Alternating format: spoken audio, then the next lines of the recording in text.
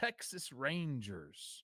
If there's any team that should have an offensive coordinator, it's a team out of Texas. Just makes sense. They're 17 and 18, and then the Angels, who you are mad at, the bottom of the division at 13 and 20, and those are the standings in the American League. Trev, beautiful standings. Nothing to skim through there. And speaking of Skims, this episode is brought to you by Skims. Let's talk about comfort where it matters.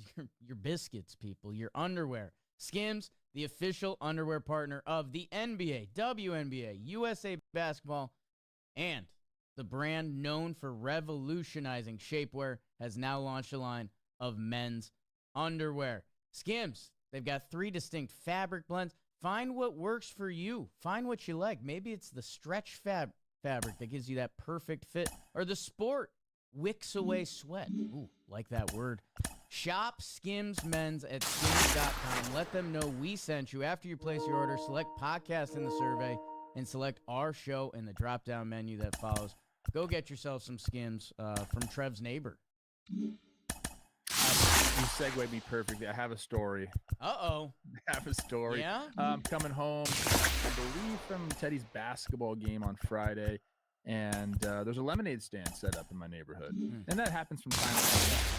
These kids, they should be doing it all the time because, man, they're making cheese in these lemonade stands. So we stopped because I see a sister of one of Teddy's teammates who always hangs with my daughter Isla. She's great. So we stopped. For sure, we're gonna get lemonade. Hand her a $20 bill. We get 2 lemonades and keep the change. What? Right? Ball in. Trev.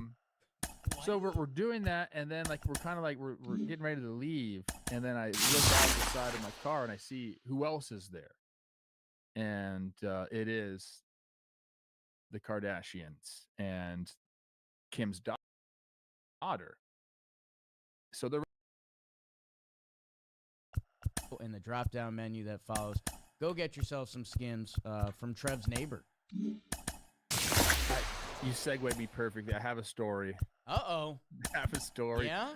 Coming home, I believe, from Teddy's basketball game on Friday, and there's a lemonade stand set up. And that happens from time to time.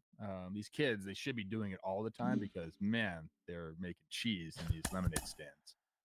So we stopped because I see a sister of one of Teddy's teammates who always hangs with my daughter Isla. She's great. So we stopped. For sure, we're gonna get lemonade. Hand her a $20 bill. We get 2 lemonades. I'm keep the change. What? Right?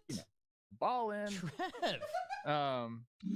So we're doing that, and then we're kind of we're getting ready to leave, and then I look out the side of my car and I see who else is there, and it is the Kardashians and Kim's daughter. So they're running this lemonade stand, and I'm okay. And I drive away and I go, I just gave $20 to someone that probably doesn't need my. You gave the Kardashians $20? Yeah. Thank you guys for watching Talking Baseball. We'll just call it. Just call it. We gave it our best, and we landed short. Wow. Okay. Let's talk some ball. Let's talk Detroit Tigers. Because, Trev, they are currently the best team in the American League. I think with Detroit, it was a question of offense. They are 4th in runs scored. They are 5th in home runs. The pitching is all around elite. Terry Carpenter is special. Riley Green with 2 2-homer games this past week. Javi Baez, we talked about it last episode because the Friday happened. It's overwhelming, Trev. I had a lot of questions coming into the season, and maybe I was naive, and maybe I have some AL Central bias for the Twins or something, dude. But I knew the bullpen was going to be good. We knew that. That's fine. And we knew the starting pitching. I had question marks about it because there were some questions, but they've been excellent as well. Obviously, we knew Skubal was going to be good. Flaherty, I should have given more credit to because of the success he had in Detroit last year, and then the other guys behind him. They've rounded out a nice rotation. The bullpen's been great as we expected, but it's the offense. You're right, Jake. That is really, I think, changed things and a season outlook for the Tigers. Torkelson getting it going has been great. We talked about Javi Baez. You're right. I mean, look at the slash line: 309, 350, 479. And where Zach McKinstry, put him wherever question you mark. need him. He's a stud. It's everybody on that team. They are playing excellent baseball, man. And I don't know. I guess I just missed, or they're just playing better than, like, I don't know. I guess I missed. That's the bottom line. It feels like it's all come together, and we laughed last episode because McKinstry having an amazing year, Baez, like people would have questioned the show if we came on in the preseason and we were like, who's gonna be baller? Javi Baez, Spencer Torkelson. I mean, Like, we talked about if he should be cut, and now it seems like he's bought in. It seems like the guys are about it. I guess, Trev, we're focused on the hitting because the pitching makes sense, and it's also the best in the American League right now. So as we're saying, okay, Tigers hitting. Well, it is originally fueled from the pitching, and they've been the best. I also did have Dylan Dingler with an 800 OPS. Well, like we're doing it. Get yourself some. And then Andy Dirks and Jason Benetti, like, do they have just a complete squad? It's all coming together. Oh, AJ Hinch, huh? Dingle Jam, 25. You're in. You don't want to go into the Neto Scoobs beef? I'll listen to what you have to say. I love it. It looks like you and me out there. Look, if you're gonna sit and watch a homer like he did, which was a nice majestic homer, he does that, by the way. Neto can hit some majestic homers. You got to expect Scoobs to do the same thing to you when he strikes you out. That the give and take, I'm fine with. And I think their quotes after were fine with it. That's just a couple of dogs. Those are dogs. Those are two dogs. Right, give me 9 Netos and 9 Scoobs. Who wins? I win because I have those guys. Oh, you got one team with both of them? I thought they were facing off. Neto plays all the positions. I thought they were facing off. That would be a great team. That would be a great team. People who pick Post University choose our 100% online Master of Education program so they can learn practical skills from real-world professionals, making a difference in their own career and in the lives of their students. Are you a Post person? You've got questions? We've got answers. Deep automotive knowledge. Just one part that makes O'Reilly stand apart. O'Reilly Auto Parts.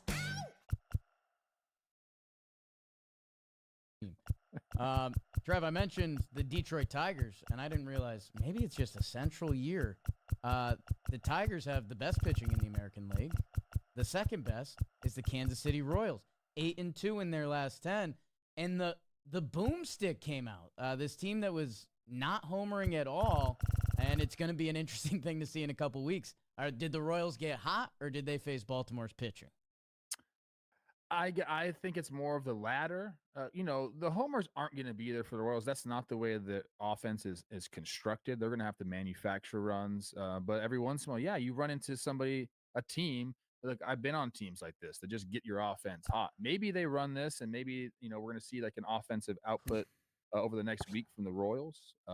But mainly I think what we've been seeing from the Royals, the series they've been winning has been because their starting pitching is legit. Right. Their bullpen has gotten the job done when they need to. And the Orioles, they can't seem to find their footing, Jake. Trev, I'll be honest with so we have a Talking Baseball document that Dalton Feely fills out, and we go through, and there's all sorts of notes. I recommend for any baseball fan, if you're getting lost in the sauce this year, thank you for being with us. Subscribe, all that good stuff. We love you. The MLB has 10-minute recaps that I like to watch, that it pops in, and you get a minute from every game, basically. Quick math there isn't right, but whatever. Trev, I was watching, doing Sunday 10-minute recap, and it's the Orioles, and I see Jackson Holiday homer, Jackson Holiday second homer, and I said out loud to myself, I was like, they needed that. Like, they need another young breakout. They need something to hang their hat on for a little bit. And then when I saw they lost that final game and they gave up 7 homers, I did want to call them dead. There's still too much baseball left. but they're doing everything poorly. Their offensive batting average and on base are bottom 3, like, and they can't pitch at all. That I don't know what to do with these guys. It might be Jover.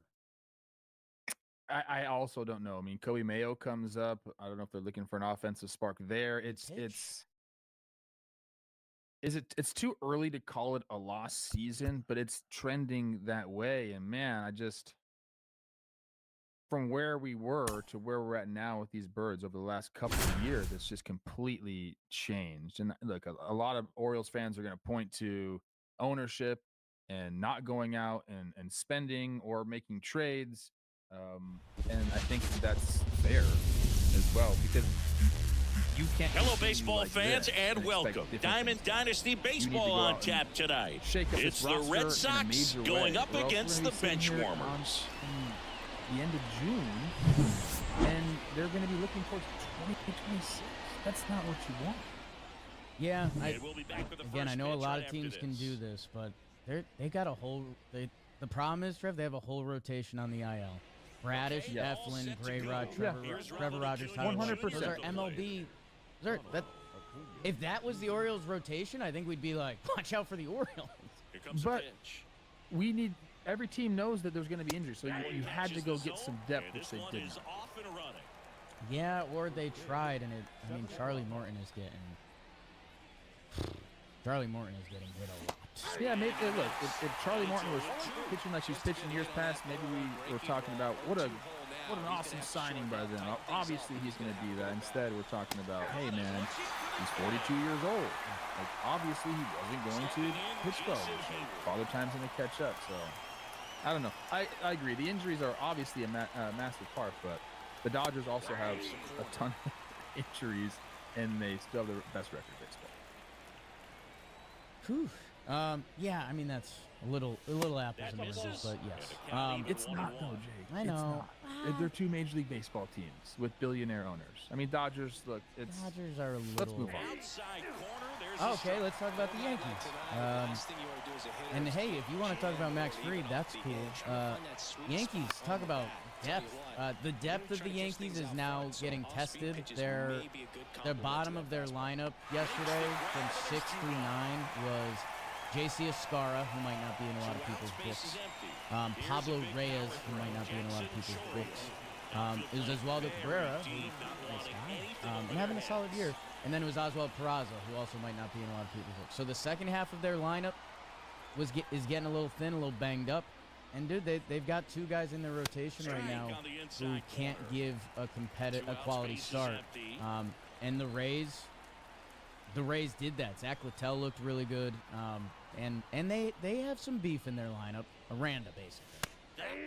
Yeah, I mean they have also like Chandler Simpson coming on. The speed that he has shown. He comes into pinch hit. What is that? That was in that top of the 8th in the second game. They kind of went awry for the Yankees there. He comes in, promptly steals second and third base. I mean, to put the pressure on. So you have to love that. I do want to talk about that. Can we get the Volpe air up, Bobo? I don't know how quickly you can do that. I should have let you know before the show. My bad. I want to talk about that because a lot of people were saying, "Oh, this air on Volpe," but I think Viva screwed him up. Oh, okay. A little friendly Because you see this fire. ball here, like Viva seems to be going to the bag right there. That ball's on the shortstop side of second base. Where are you going? Interesting. So look right here, like Volpe typically right there would go field that ball and toss. He sees Vivas, I believe, in the corner of his eye. Now he's like, I have to field this ball, change my momentum, and go straight instead of kind of just flipping. And I think it just screwed him up. And obviously that led to the Yankees losing that game. Like Vivas is not where he's supposed to be right there. Yeah, I think the Yankees needed the double play to get out of it. So I think Volpe knows it. Hey, maybe Vivas should be there. I'm not going to fight you on that. I think Volpe knows the only chance at the double play is him fielding and throwing that. But it's also Ray's speed, man. That's Caballero getting down the line. Yeah. That gets in your head when you're playing the Rays. And dude, Simpson is a different type of speed. We were laughing on Talking Yanks yesterday. It's like it looks like he's returning kicks. It doesn't look like baseball speed. It doesn't look like short and choppy. Big swing So and yeah, miss. the Rays put pressure on you in that way, and Volpe did bang up his shoulder to play Yeah, earlier so- that inning. So a couple things there, but hey, the Rays just snapped an 8-game stretch of scoring 4 runs or fewer. So the fact that they're coming out with a series win in the Bronx, good for the Rays. I'm also going to be highlighting a few Mexican ball players later on in the show. How about Jonathan Miranda? What he's doing? You mentioned him in passing a little bit, but the slash line is incredible. 316, 414, 561 for the 975 OPS, 178 OPS plus. It feels like he's always making good contact. Yeah, he's good. Guy that can play pretty much infield position, pretty much Jonathan- every single infield position. Jonathan goes around the bases. Ooh. Sorry, that was Chris Rose humor. Speaking of Guardians, Blue Jays. Guardians take 2 out of 3. A little bit of dramatics involved in it. Yeah, I've got a new annoying name, Daniel Schneemann. Second player in MLB history to have a multi-homer game on the road that included a game-winning grand slam with his team trailing and down to its final out. The other was Boston's Babe Ruth in 1919. Yeah, I mentioned we got some facts on the sheet. Trev, what did you see from your guard dogs? So talking about Schneemann, I thought it was interesting because in that second game, he puts the Rays, he puts the guard, He's got a little raise in him. kind of makes sense, Guardians Rays. Puts the guards on the board. They're down 3-1. He hits the solo shot. He's only the second hit of the night for Cleveland. This is how Cleveland wins baseball games all the time. Just nothing. Then someone comes up and does something. It's crazy. Second hit of the night on top of it, 3-1. Then he comes up on the top of the ninth, hits the grand slam. It's the same exact pitch sequence on both at bats. You got to try something different, Blue Jays. The first was Yimi Garcia, I believe, or was that he the second one? No, first was Chad Green. Slider for a strike, fastball 95 miles an hour, middle in, homer. Yimi Garcia, curveball for a strike, fastball 95 miles an hour, the exact same location, grand slam. If you pull back both homers, if you want to do it, if you're a Guards fan, go check it out. They are in the exact same location, same sequence, and he's obviously seeing the ball really, really well right there. And that's just, again, look what the Guardians do in one-run games. They play in a lot of them. They know how to win them, and they showed it again this series. They take the series 2 one-run wins. They're a demon. It is crazy watching them play baseball. Well, and there's a little ripple effect here too. Jeff Hoffman has been so good for the Blue Jays. He pitches back-to-back nights, which gave the Blue Jays 3 in a row. It's one of those baseball as series and seasons go on. Getting a blowout win here and there, so you don't have to use your good bullpen. Like, we could be saying a very different thing if Jeff Hoffman comes in the game and pitch how he's pitched this year. We'd say, well, how about the Blue Jays got a nice series win over these Guardians who win close games? Instead, Daniel Schneemann show. The Daniel Schneemann show. Say it the right way. Good Daniel Schneemann. That's not a nice stroke, bro. You better fucking put some respect on it. He's putting respect on his own name. I'm not. People don't look at me for respect. Speaking of disrespect, your Twins, Trev. Walk me through it. They won 2 games against the Sox. This is kind of like, did the Twins win those games, or did the Red Sox kind of like the Red Sox? This is kind of what they've been doing all season long as well. Like opposite of the Guardians, they're like finding ways to lose games. I believe again, I read the standings, 18-18 right now. They should have a better record than that, but they are just. They're finding ways to lose games. The Twins found a way to lose the first one though. Eddie Julian made an error on a Devers ball.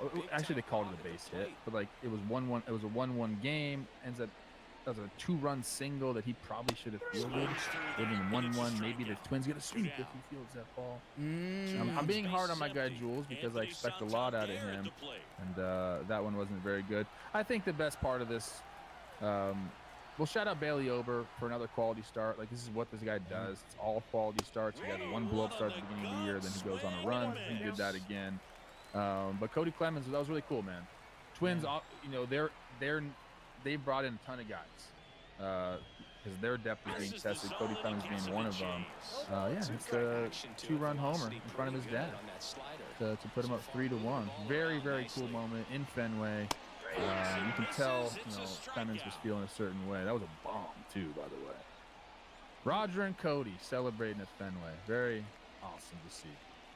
Happy for your Twins. That seeing Raj, nice Kentucky Derby hat. Dude, do you think Cody was around for? He wasn't around for Roger at Fenway. Ooh, I'd have to cross-check the years. I doubt it. More like Yankees and Astros, Raj. Maybe some Blue Jays. I don't know. Yeah. Oh no. Those are some images. The frosted tips, Clemens. That's cheat code. The frosted tip. Where would the Twins be without Harrison Bader, people? No one cares. Where would you, if you were managing the Red Sox, are you putting that first baseman mitt in Rafi's locker or what? I think you kind of have to. Who else is going to play? I don't know. And dude, it sucks for Casas. You know, yeah, that was. It sounds like a brutal, very bad injury. Tore his patella tendon. That's your kneecap. I don't like that. And it was. I will say this. I believe he was wearing molded spikes. And molded spikes are so nice because they're so light, and they just feel really good on your feet. You know, you're wearing metal spikes all the time. Sometimes you just need a break. Put these moldeds on. Let me tell you, man, those moldeds can be slippery as shit. Like, I used to like to wear them, and then you just slip a few times on that base. I'm not sure if that's what happened here. It kind of looks like it's what happened. You know, he like lunges for the base, steps kind of like on top of it. His knee kind of extends. I don't know, man.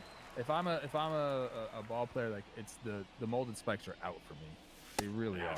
I'm kind of blaming. Yeah, you kind of are. Yeah, tough. The guy that's dealt with injuries early on in his career gets this one, which I mean, in baseball terms, is freaky.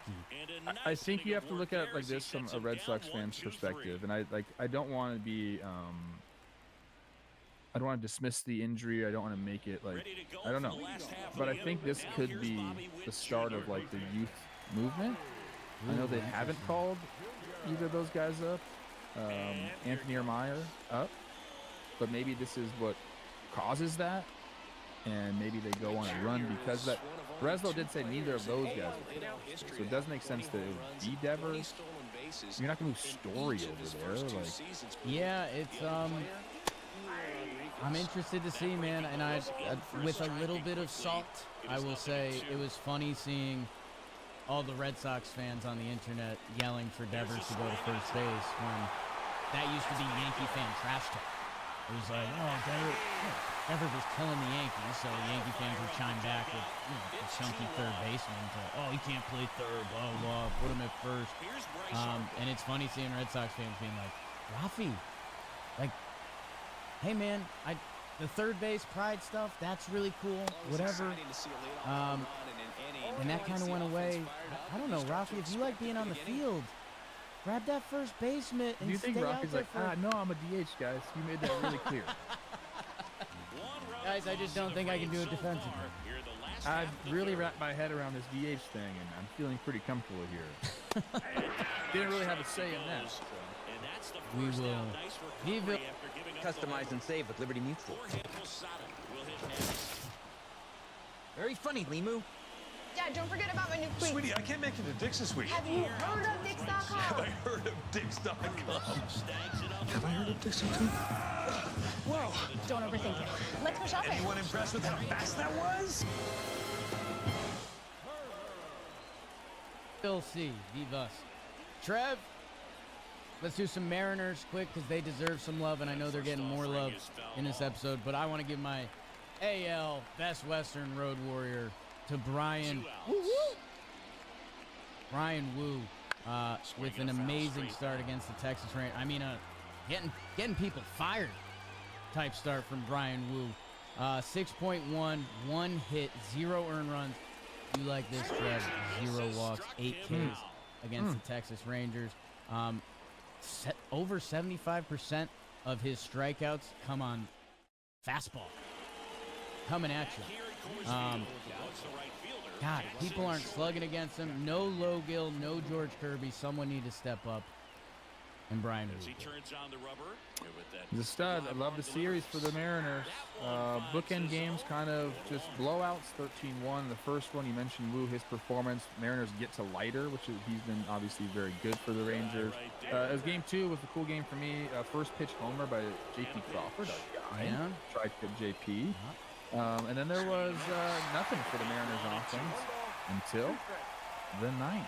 Jorge Polanco, pinch hit, leadoff double. And then our guy Rowdy pinch hit to bring him home. 2-1. They end up winning. And we're going to hear more about the back end of that bullpen a little bit later. But the Mariners are on a freaking heater. It's making me very happy. And I can only imagine what Mariners fans are feeling. Seeing their offense perform like this, it's like, where has this been for the last 3 years? Well, Edgar Martinez.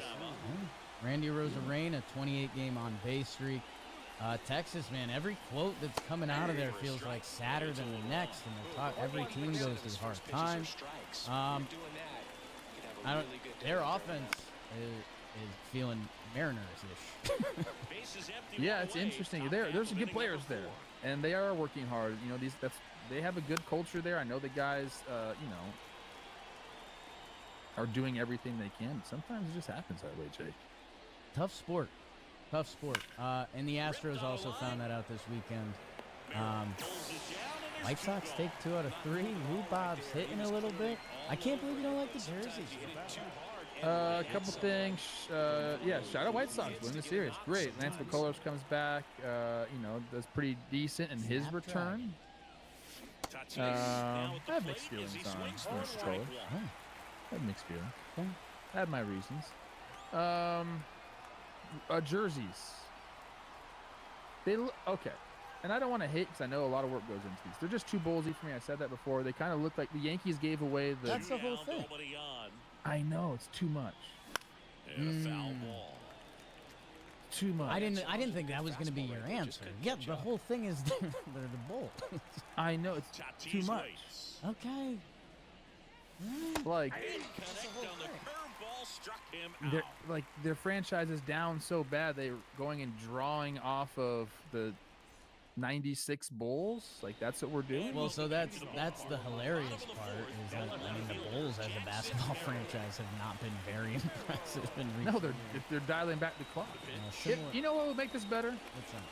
If they all wore number 23 when they wore the jerseys. Ooh, okay. I'd be into it then. MJ night. Wow. Lakers do a Kobe night. I like them. I think it's fun. I'll be honest. Whenever I see like on Instagram and it's like, imagine if teams did this. I think all the sports should just like support each other. Like that's such good sports promotion. Yeah, I get that. Like I just like the other ones better too. Like the South Side ones are great. If the Rockies rolled up in Broncos unis, I'd be all about that. Rockies winning some games. Get to the National League, Pop. Let's burn it. Know who's burning it? Your San Francisco Giants. And there's Willie Adames with a couple big boy swings to get on the board at home for the first time this year. Giants take 3 out of 4 from the Rockies. Rockies won that first game. They were starting to get hot. Things slowed down for them. San Francisco back to their winning ways. We'll see where they are in the standings. Phillies, they take 2 out of 3 from the Diamondbacks. And boy, did the Diamondbacks know how to put on a show, which is code for that bullpen is horrifying. And the Phillies have a little bit of the same. They went into a crazy final game. D-backs end up getting it in the 10th, 11-9. But the Phillies, they won the first 2 behind a good Aaron Nola start. And Baby Jesus out there, too. Max Kepler talk, you know that gets Trev going. Nationals, they take 2 out of 3 from my Red. Cincy, we want to believe in you. But you can't do it after you drop the final 2 games to the National. Luis Garcia getting his hands in against the cutter. I do like that. Ahmed Rosario, little redemption game. Talk about turning on a homer. Hunter Green doing Hunter Green things. 12 strikeouts in that first game. Hey, good for you, Nats. Good for you. Speaking of, actually, I'm going to save them. Dodgers, they take 2 out of 3 from the Atlanta Braves. Yoshinobu Yamamoto. 6 shut piece. That's all he's been doing this year. Freddie, welcome home. He homers against his old mates. Austin Riley bails out the Braves. 2 homer. All of the Braves runs. Dodgers take 2 out of 3. Cubbies fans are starting to feel themselves, Trev.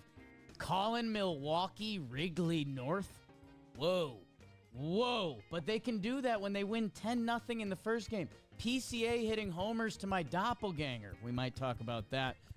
Speaking of doppelgangers, Caleb Durbin, my short fire hydrant king with the big hit to help them salvage the series. Shota banged up. Talk about that. Mets face the Cardinals, and the Cardinals take 2 out of 3. Hey now, baseball can happen to you. Doubleheader Sunday. Cardinals get 2 one-run wins. Little Michael McGreevy with a nice start for them. Victor Scott with the big robbery. And then Willie and Brendan Donovan hitting in that other game. Mets, you'll be okay. Maybe. A's take 2 out of 3 from the Marlins. An electric series. I talked about historic grand slams. Kyle Stowers powers. And also, listen to the crowd in Miami. It was lit. They want good winning baseball. They don't get it this weekend as JP Sears and your guy Connor Hoagland with the big start. I'll let you talk about that more.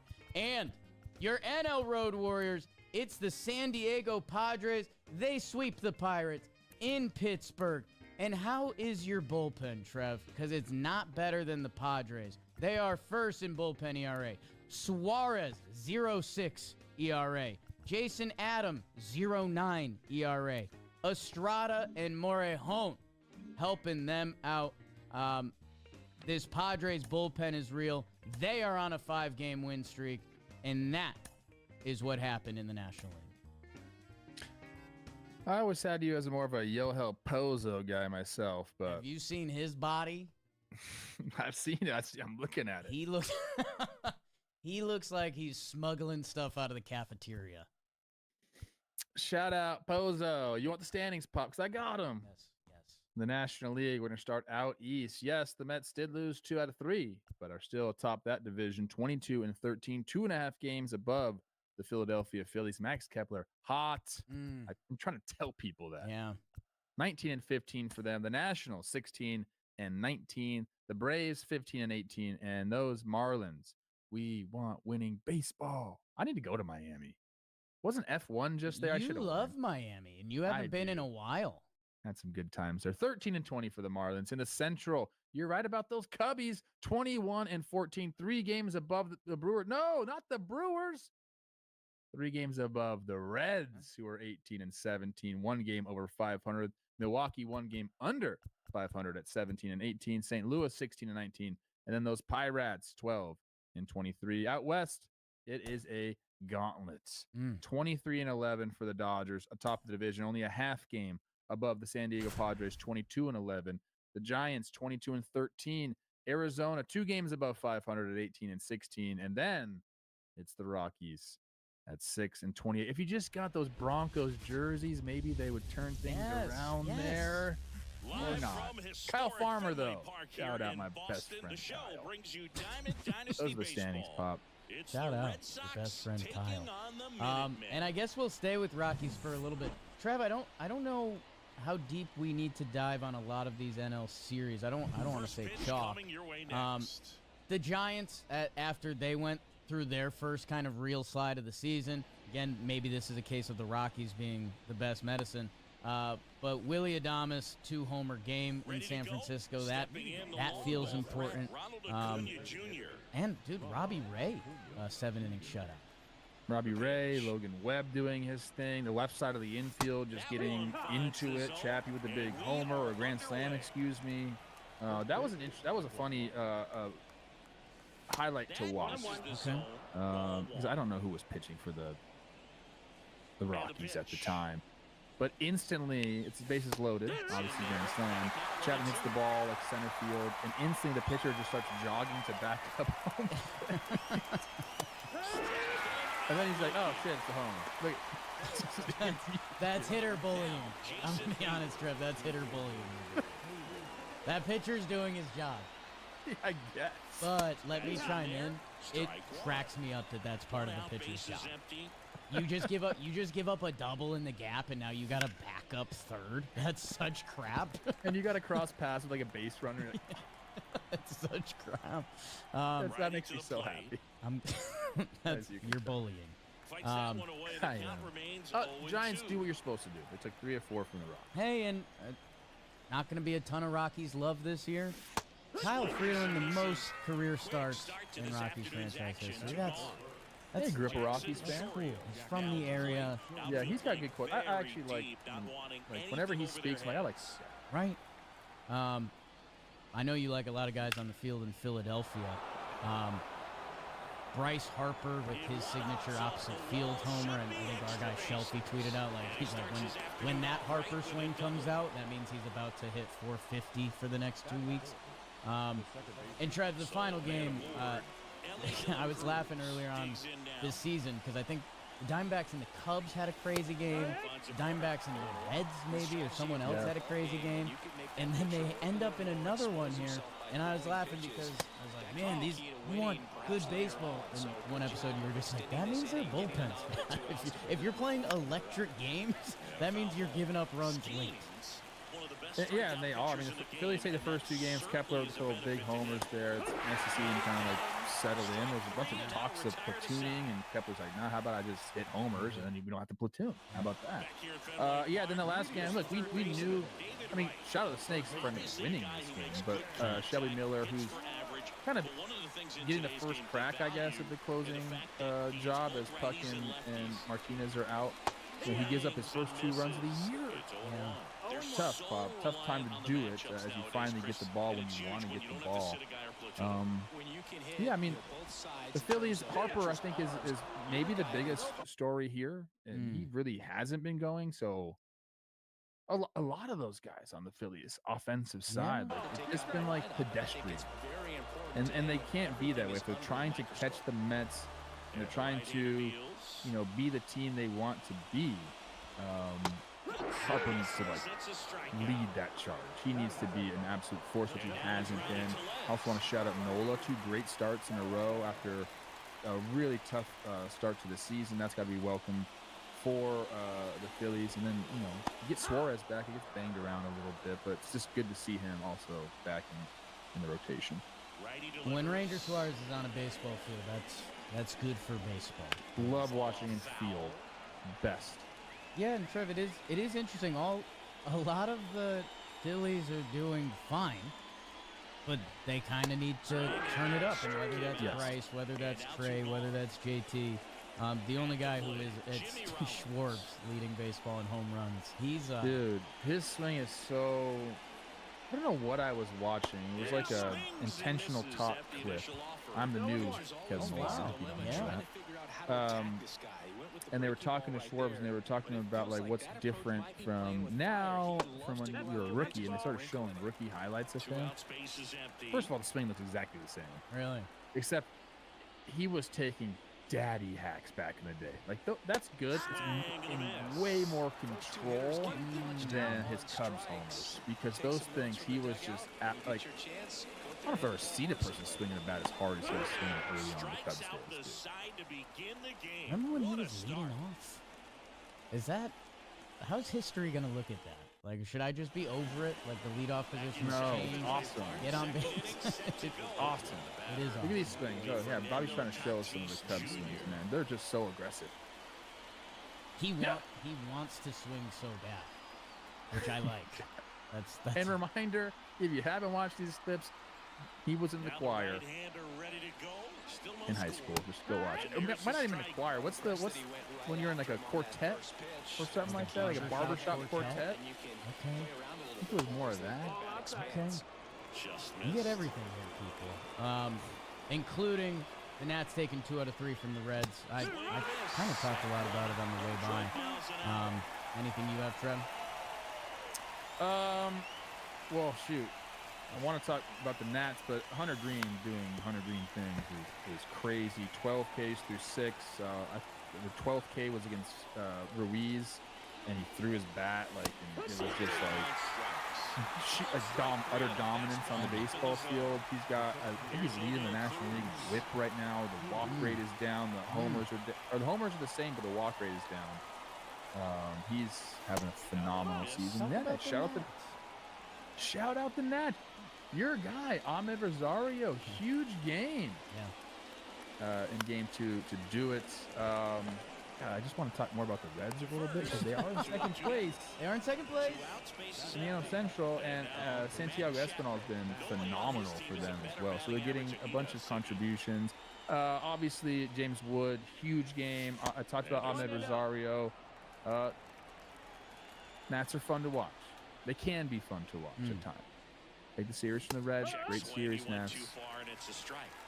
Kind of all I got. Yeah, man, we just want the Reds to be better. I know. It's like I'm excited about the Reds. Ellie's got a hit streak. Sorry, Nats fans. Mackenzie Gore leading the majors in strikeouts. That's really good. Padres sweep. Trev, there's a lot of baseball. 2 outs. I'm overwhelmed. I don't think we need to go too far into any of these series right here. I mean, at least this one, Padres just get the job done. I mean, this is what you're supposed to do to the Pirates.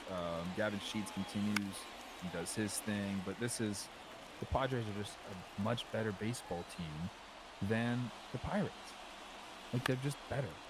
Pirates are the 2nd worst team in the National League, 3rd worst team in baseball. What are we doing, Pittsburgh? You have a dub every 5th day. You do. Yeah. I don't know. I guess great job Bailey Falter in game 2 for the Pirates. And then Nando scores the winning run on a freaking. It's not a pass ball. It's not a pass ball. Okay. It's a wild pitch that hits the dirt first. Trev, we're rolling. We're knocking down the walls because we need to watch this Fernando thing. Because it is insane. If you read a box score and you see, because I don't know what it says for it. The catcher could grab the ball from the other hitting box. It's interesting because he's getting as big a lead as he can at third base. And as a third baseman, you've got to be jockeying him back. Shout out Kentucky Derby. That's good for me right there. Nice. You got to do some things, whether you're faking a pickoff. I used to do fake signs. Evan Longoria taught me that. That was awesome when you got a rookie on third base and you just flash some shit. And you go to his third base coach. Love that. You got to do something. So he's getting off as much as he can. And then he's going to break as soon as that ball goes in the dirt. And then he's reading Bednar, who just a little slow reaction. There's no way he's beating it. I don't think it is even a slow reaction. I'm not gonna pitcher dock him. He throws the pitch. He kind of does the pitcher land, and then he runs home. Fernando's just faster and better. That won them a game. I also like that he went in feet first. You too, Trev. Trying to tell all our kids on my youth team want to slide head first. I'm like, why? You have no reason to slide head first. You don't even know how to do it. You're falling. When you're a kid, it's so exciting to slide head first. Dude, I don't want to get into that right now. It's not, though. Tough second game for the old SoCal Padres. Trev, Dodgers, Braves. I'm talking some more Yamamoto later, so I'm going to save that. I'll let you, Chef. What do I have on this series? Kind of more of the same. Obviously, you're going to talk about Yamamoto. Hey, shout out Grant Holmes for kind of matching Yamamoto until he didn't. And then the second game, the big three really got it done. Mookie, Shohei, Freddie. And then Austin Riley, Sunday Night Baseball. All 4 runs driven in. Dodgers tried to make it a game, or did make it a game. And then, Braves held on to that. I don't know. Dodgers good. Braves still chugging along, trying to find a footing. Doesn't help that you're playing the Dodgers and they are a very good baseball team, but I feel like they're closer than farther away. Like they're on their way. Dodgers 7-game win streak gets snapped yesterday, so they are. They are who we thought. Is this just a freaking we need Acuna thing? Oh, interesting. Is that the spark that offense needs? I mean, the guy won the MVP, so like, it's we're wondering if that's great analysis. It would be really nice. Well, I mean, yeah, there's a lot of really good players on that team. There are a lot of good offensive players. I just think not only do you want what he brings on the field, but it's just something new coming back. Just a shakeup, if you will. Yeah. He does that, not just his ability. Like, he's a polarizing player. I think sometimes that's good for a team, just a little shock. Yeah, Atlanta, it's what we were saying about the Phillies before. Like, no one's going nuts. Like, you need that guy who's, got the one dot going on and can carry for a little bit. And, hey, maybe Austin Riley's about to do that. Because we kind of was that guy, and we haven't talked about that in a little bit. Ronald would be great, too. They're playing the Reds for 4. We'll be locking on that. Trev, I think the last series to really sink our teeth in, Cubs-Brewers, I was on record saying, like, hey, I need Milwaukee to get. Milwaukee's been so good in the Central, and it's so early in the season. I didn't want to get overwhelmed. I'm saying that word a lot. Overwhelmed with how good the Cubbies have truly looked this year. Like, the Cubs have looked amazing. Like, almost like 5 stars, no comments. Like, that was me leaving a fake review. I don't know what that was. They head to Milwaukee, and I was kind of wondering. I was like, is Milwaukee going to do one of this? We're going to look at the sheet on Monday. Milwaukee takes 2 out of 3. They win a couple one-run games. The Cubbies punched them in the mouth, man, and it's the new party trick. Pete Crow Armstrong is everywhere. 3 homers in the first 2 games. Ben Brown with a big start. Like, the Cubs look amazing. They do. I want to give them, the flowers they deserve. Obviously, a couple guys who are really doing it for them. I mean, Michael Busch coming over, he's been great. For Armstrong, he got pissed that we didn't name him to the All-JM team. I don't know if he's going to win the fan vote, and this might be one of those things where we kick ourselves because he might win every other month and not get the Silver Daisy. Follow along that show if you don't know what the hell I'm talking about. That's our All-JM team. Here's the thing, though. The Cubs are obviously just a much better baseball team than the Brewers right now. They are. Yes. Yes. But are the Cubs going to be able to survive these injuries to the pitching staff? Obviously, we know about Justin Steele. Now, Shota goes down with a hand. Like, are they built for that? That's my question. Trev, there is going to be an arms race at this deadline. Man, hey, maybe this is going to be the silver lining for Pittsburgh. I don't know if it's Teen Dog. I don't know if it's Keller. Dude, the price tag for starting pitching is going to be nuts. Yankees are dying for any starting pitching right now. Cubs are going to be looking for it. Every team always is, but teams with real World Series hopes are looking for guys that can throw any innings. Because they've been relatively healthy. They've only had 6 guys start games for them. Steele's out now. Imanaga should be. It depends on the severity of it, but probably a month because you're going to take 2 weeks to let it heal. Then you got to throw. Let me read you the names in that rotation. Tyone, Matthew Boyd, shout out. His season's incredible. We just went follow for follow on Insta. Did you? Me and Matthew Boyd, I think he followed me too. Did I follow him back? Not sure. I got to look at that. Tyone, Boyd, Ben Brown, who's got like nasty stuff, but kind of inconsistent. Colin Rea, like 1-2. That doesn't sound like a World Series rotation to me. But I guess what do I know? I do assume that there's plans either to bring somebody up, not familiar with all of the prospects. I know they're one of the best systems in all baseball. Is somebody on their way up, or do they have to go and make a splash soon?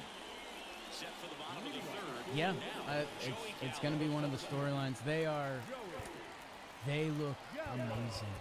They look amazing. But you can't squander this season. No. Like, you have to just go make whatever, because number one, obviously Kyle Tucker is a rental. They got to figure something out. Hey, and I want to, if you're at this point of the episode, and you're enjoying this is a little old school talking baseball. We're probably going to go a little long today. Comment below, say you're about it, because we're trying to play the YouTube algorithm game. We're open with the people, Trev. And YouTube wants it a little shorter. So if you like it, share and all the good stuff. Because, yeah, I mean, Trev, have you seen my doppelganger yet? I mean, insane. Insane. Got a pretty good arm. Pretty good arm. It turns out he is a college wrestler, in shock to no one. Got tagged a lot in that. And a compliment to myself for still looking young. That guy's in college. You do look young. Like right now, you look like you could be in a frat, and you look exactly the same. And that was a great F-bomb by that kid. And dude, if you live in Wisconsin, wrestling is your thing. Right. So like that's perfect. Yeah. If I was next to him at the game, it would have been like, oh, look at these twins. So I don't know. Maybe he can spark the Brewers season. Let me tell the people about Shady Rays as we move on to our second half of the show. Shady Rays, people, summer's coming. It kind of happened in the Northeast. It was like actually hot, like you were sweating, and that means the sun's out. That means bun's out, and that means Shady Rays, an independent sunglasses company offering a world-class product rated 5 stars by over 300,000 people. They have so many different sunglasses. Whatever you're looking for, Shady Rays has them, and exclusively for our listeners, Shady Rays is giving out their best deal of the season. Go to shadyrays.com and use code TALKING for 35% off your next pair of polarized sunglasses. That's code TALKING at shadyrays.com. Go get yours. We're a small business of artists, designers, animators. That's what we do. Payroll in HR was always a burden until we started project with Gusto. Seeing their platform up close, the UI, the designs, the animations, it was just all so easy. Now. Is it time, Bob? It's time.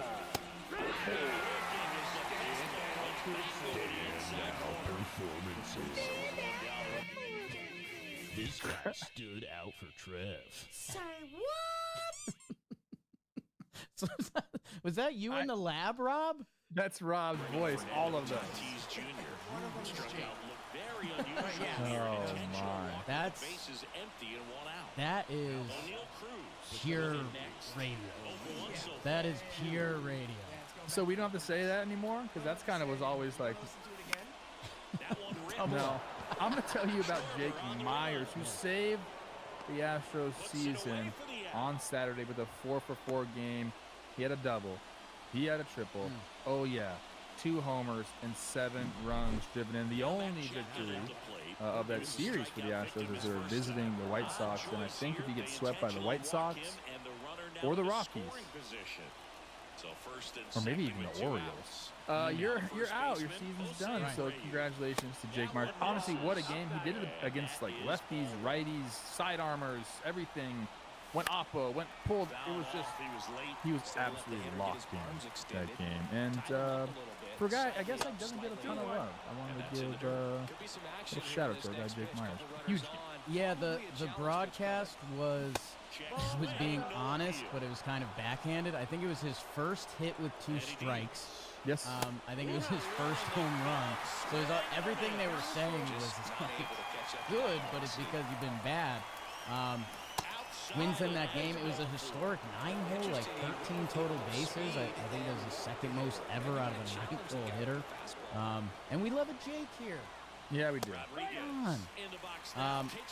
Trev, I'm gonna, and it was fun watching his confidence build with each swing. That was pretty fun. Trev, I'm gonna go. Well, I'm gonna half double because it's just a clip I need to. Rob, if you have the Kyle Stowers homer with audio, Because again, Miami, I don't know if they turned up the mics, but also sometimes when you have a half-empty stadium, you get a little more echo and the cheer like gets there. Because the people in Miami, God, it should be a baseball town. Trev, we need to get him. That should be your Colorado. Here it is. Stay red hot. Chasing outside of the strike zone. Swinging a ball. Can't do much of anything at those locations. And that's been true again today. The 0-2. A walk-off grand slam. This kid. And as a pitcher, when the hitters are swinging at everything, you feel no need to challenge inside the zone. You just keep working the corners and expanding that strike zone. Trev, I'll give it to you. I'll give it to you. Know how the Rockies are my retirement job? I think Miami. I think the Marlins. Yeah. Okay. Maybe it's just like an off-season thing. You go there. You're there through April, and then you're out back to Cali. I don't know. I'll let you. I'm going to rehire Skip Schumacher, and I'm going to bring John Jay back. Number 1. Number 2, bam. New City Connect debut for them as well, which is interesting. Yeah, Sauer's great. He's actually been crushing the ball last 20 games, 366, 396, 62 for the one Dodger. 21 runs driven in that span. Miller's command was all over the place that inning. He just jumps on the fastball because he couldn't throw his off-speed pitches for strike. So he understood the assignment and got it done. Kyle Stowers, 321, 387, 928 OPS. Where'd they get him from? Where? Baltimore. Dude, right. So hey, dangerous times in Baltimore all around. Remember when the Cardinals, it felt like every outfielder doing good things in baseball got traded from the Cardinals? We're not there yet, Baltimore. Like literally every single one. That was crazy. It's nuts for a while. Trevor Rogers. Nice. Yeah. Everyone loves a Trevor. Trev, and I told you I'm doubling, and I guess I'll keep this tight even though I don't want to. It's Saturday night. I'm watching ball because I'm about it. I'm about that lifestyle. I see your guy Jack Flaherty. I'm like, you know what? I like watching Jack snapping curveballs and trying to strategically use his fastball to get to the slider. Like I love watching Jack play. On the other side was Kyle Hendricks. 7.2 innings pitched. 4 hits, 1 earned run, 0 walks. Man, we talked about dogs earlier. Watching this old dog go at it. He's not going to sneak 90. No 95, no nothing. Trev, I was laughing when they were talking about his cut change, which is just code for a cutter that's not fast. Man, watching him make up pitches on the fly. Here's 70. Here's 81. And it was also kind of full circle. Teams need pitching. Kyle Hendricks is probably going to end up on a contender this year. I don't know what he's going to do, Coach. I'm not all the way in. But to have almost 8 shut piece in you for a night, teams can use that. We just talked about Chicago needing pitching. I don't know. I don't know if he's high on anyone's board right now. We're still in the swing in this era. But no, it's awesome to see. Little shades of like elder Jared Weaver. Remember, obviously he used to throw that pill pretty hard. Mid to upper 90s. Then towards the end of his career, it was more of seeing out of Hendricks topping out at 88. I'm glad you mentioned that. Hey man, I'm just telling you, I'm watching Cookie Carrasco twirl it for the Yanks right now. Yeah, I know. That's interesting. The league is needing pitching, so if Kyle Hendricks can throw a couple more of these, 86 past your face. And this was against the mighty Tigers who he talked about. So I can't believe you didn't mention Gunnar Hoglund debut.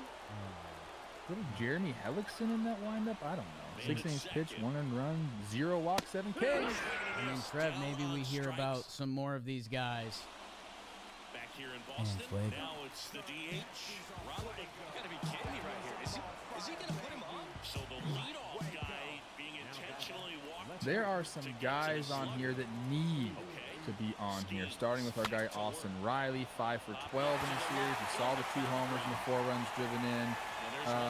He's actually done well with runners on base this year. He's hitting 386. That's the second best in the NL. They need him to go and go fast. Michael Garcia for the Royals. Speaking of a team that needs some offense and is playing better baseball, he went 6 for 11 in the series, 2 homers. He's hitting the high fastball well, Jake, 440 in elevated pitches this season. How about Lourdes Gurriel Jr., 5 for 11, a homer, 3 runs driven in. Trey Sweeney had some big knocks in that series, along with Kerry Carpenter. Combined, these two dudes went 14 for 30, a double, 3 homers, and 12 runs driven in between them. That's a nice little series. It was a 4%. For the week, is this your favorite player in baseball, Geraldo Perdomo? One of the most likable. I don't think so. Mine's still Ozzie Albies because I just watched him take care of his fish tank. It has nothing to do with what he does on the baseball field. Geraldo Perdomo, 10 for 21, 3 doubles, 8 runs driven in. He's driven in 14 runs late in the late innings this season. That's tied for the most in the major leagues. Love that from the shortstop. He's also hitting 417 with 2 outs this season. That's best in the National League. Brandon Nimmo had a big series. He had 11 runs driven in over the last week. That leads Major League Baseball. We talked about Willy Adames, 8 for 21 with 3 homers in this series. Ryan Jeffers went 8 for 20, 2 doubles, 2 home runs. He's slugging 682 with runners in scoring position. Second best in the AL. We need more out of that from the rest of the Twins. It's good to hit with runners in scoring position. Did you know that? Wilson Contreras goes 9 for 24 with 2 homers and 8 runs driven. I'm going to give you some pitchers because that's what I do too. I'm fair. We're talking about who's going to pitch in Chicago. How about Ben Brown? Because he went 6 innings pitched with no earned runs, only 4 hits allowed for the Cubs on Friday. We talked about Gunnar Hoglund. Nice debut from him. I love listening to Dallas Braden gush over him. Robbie Ray, 7 innings pitched, 8 Ks, only 2 hits, 0 earned runs. He's thrown 7 innings in back-to-back starts for the first time since 2022. How about that?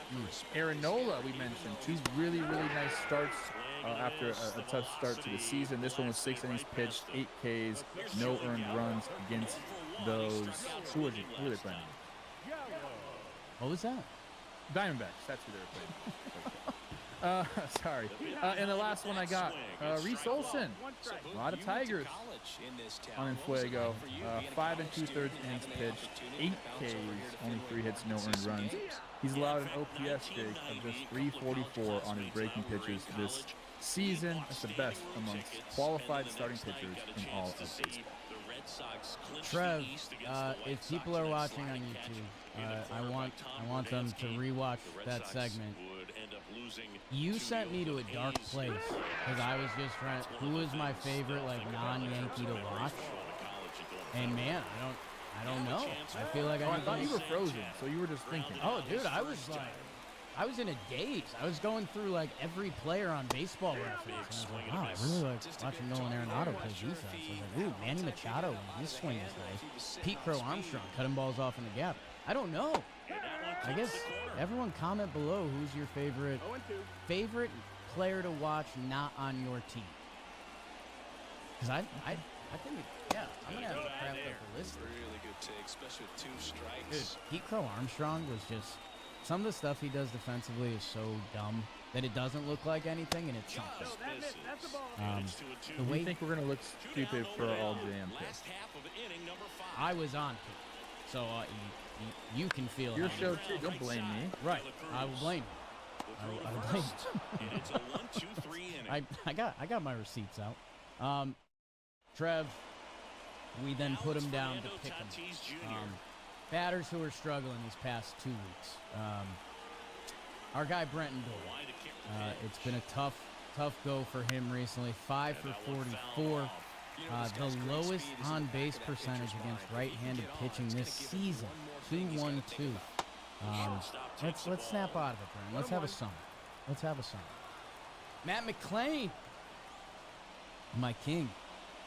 6 for 48, adding just 071 on pitches over 95 miles per hour. That's a tough scouting report. Keston Herstad, Heston, you're starting junk on the field. You got to be doing better than 5 for 37. Slugging 114 on the road this year. Lowest in Major League Baseball. Trevor Story, our guy. Batting 0-26 on pitches out of his zone. Dude.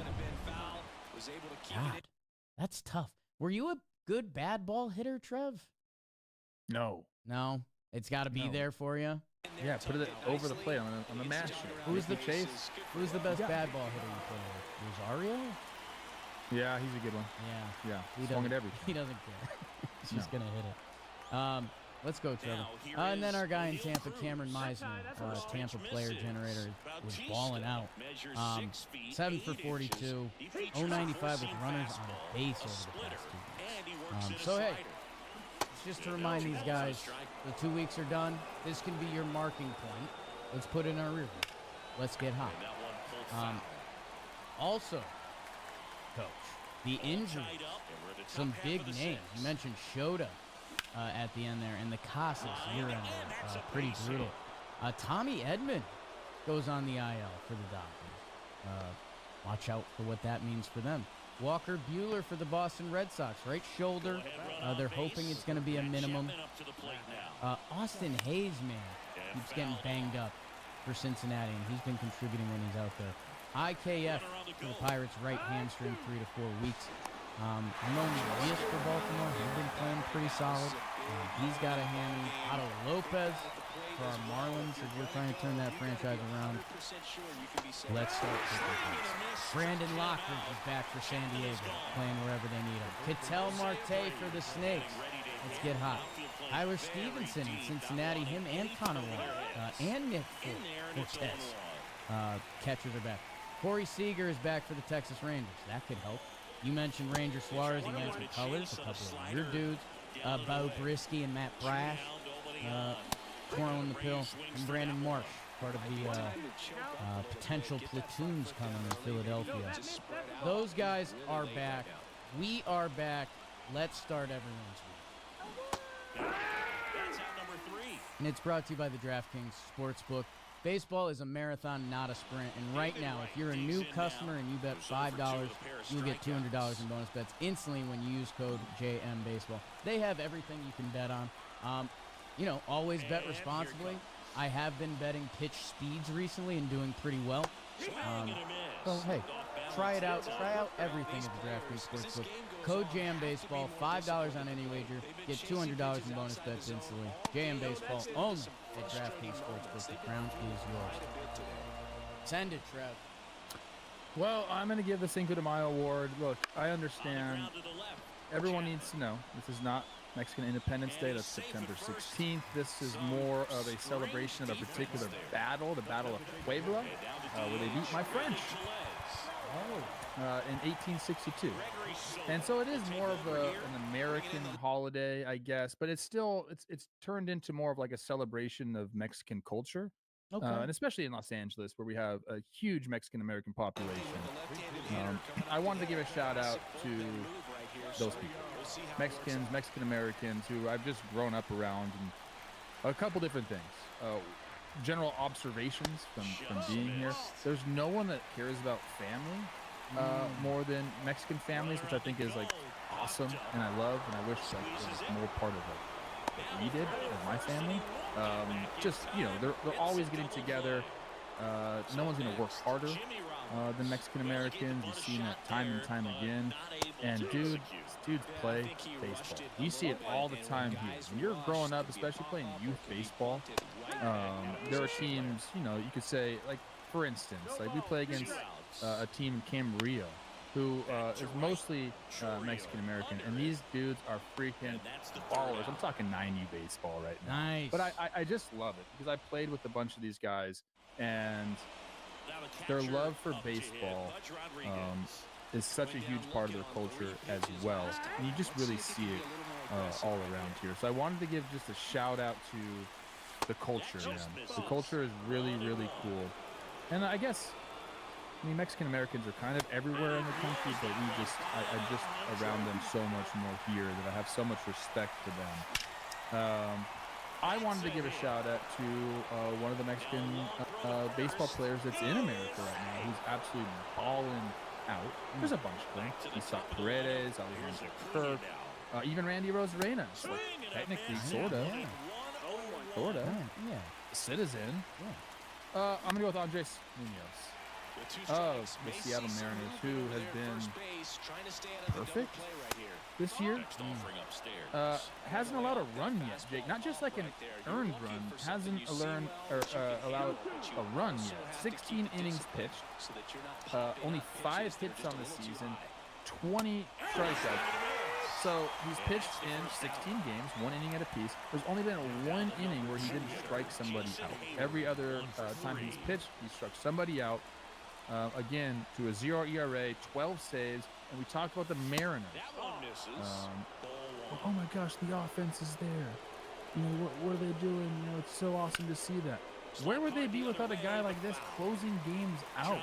We see other teams that don't have. Shout out the Diamondbacks, who lost their closer. What does that mean for you? They know Andres Munoz to be able to close out these games. Has been such a huge part of why the Mariners are where they're at. So, I don't know. It just felt right to shout out the Mexican heritage in baseball and then highlight one of their players, man, because this guy's been an absolute stud. And I think we're giving a little bit too much credit to the Mariners offense. And we can also be spreading that love around to the closer at the back end of the games because he's been phenomenal. A 1.88 whip, a FIP, on the year as well. He's been doing it. He's awesome. Man, something about the way he throws the ball, the kind of falling off the mound, that it looks like it's a little bit out of control. That I think there's some sneaky mental warfare there for a hitter. You see a guy throwing like that, there's just something uncomfortable about it. Like when a guy lands like Mussina or Maddox, it's kind of like, okay. But when a guy's throwing the ball like that and it's 100, and then he gets obsessed with his slider sometimes, nobody's hitting him. No, the sleeves are always a good look too. Okay. Keep that arm warm. He's hey, shout out. And yeah, I opened up the show and you were like, what was that? I was more so referencing May the 4th becoming a national Star Wars holiday is pretty ridiculous. And I'm not trying to be a hater. It's just like, wow, like look at our society. And then how a lot of Americans treat Cinco de Mayo was what I was referencing. Although on a Monday this year, that's kind of tough, but I'm sure the college kids and the youth will still find a way. Great standout, Trev. Great standout. I guess it's a pitching day, which that always feels awkward for us. I'm doing the break glass in case of emergency award. There is a few different ways I want to go about this. I was looking for any excuse to talk about Yoshinobu Yamamoto, who you mentioned regrets we might have for all JM.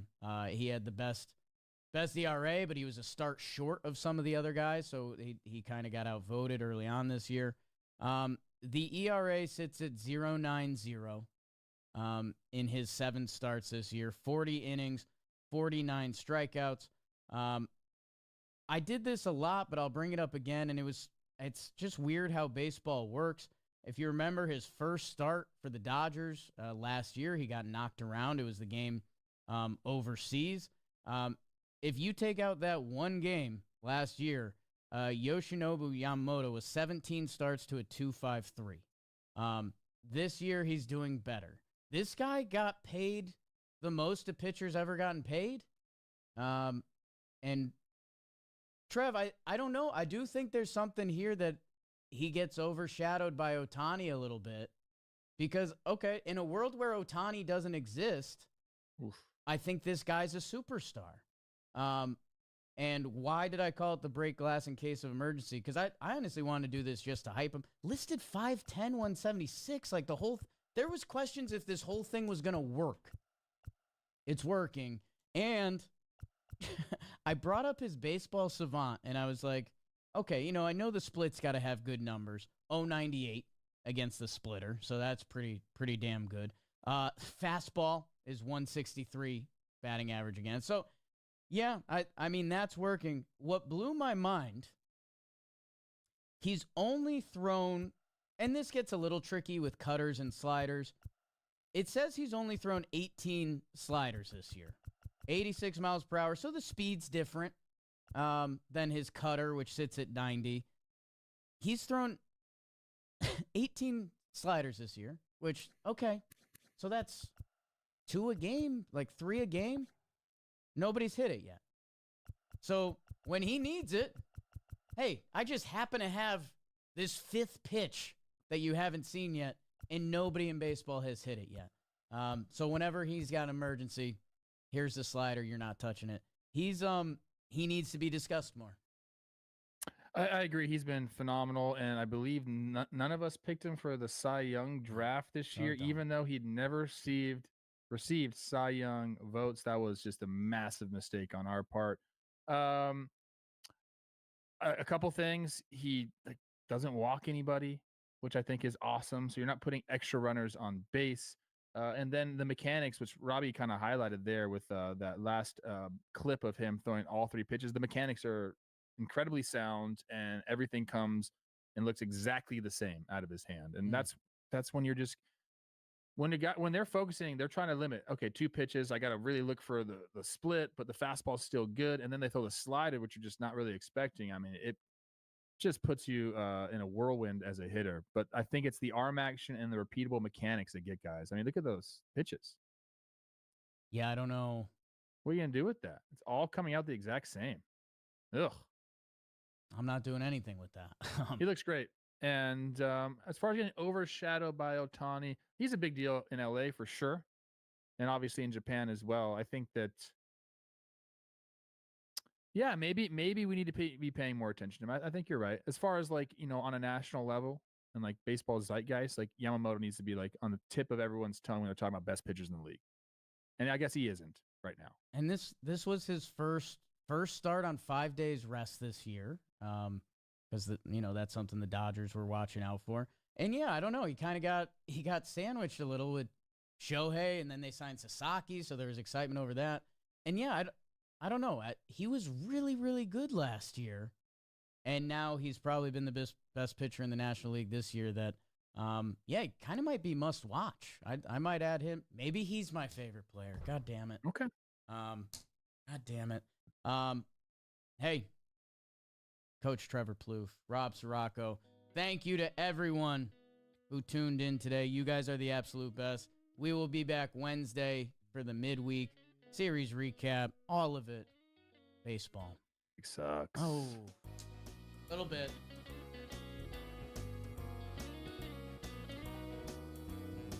Wade Miley. Homer. Every pitch. Doesn't matter. Did you get Wade? I'm really hungry right now. I'm really hungry. You look more thirsty than anything. However you book your flight, first check Kayak to search and compare flight prices from hundreds of sites to find a great deal. Zaxby's giant chicken finger quesadillas. Get them while you can. Who's got the sauce? Zaxby's